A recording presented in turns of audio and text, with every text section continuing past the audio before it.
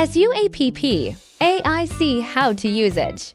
SUAPP AIC is an AI text-to-image plugin, tools that give designers unlimited creativity. The download and installation method is the same as AIR and AIA. Before entering text, we can make some presets for the output results to make the results closer to what we want, such as image style, design type, image composition, master design, etc.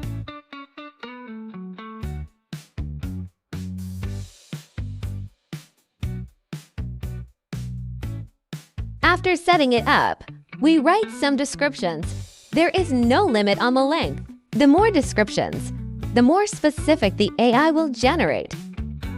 Then we set the output ratio and image mode. Different image modes have different characteristics. Fast mode can generate 4 images at a time, suitable for rapid divergence and clear direction. Both standard and extreme modes generate similar images, but they are richer. We can switch to standard or extreme modes after confirming the direction. Then we can also extend the divergence based on the generated graph. The generated graph can also be used as a reference graph to continue generating. If we feel satisfied, we click Image Enhancer. Make the image texture more refined, or use Image Upscaler to enlarge the image size.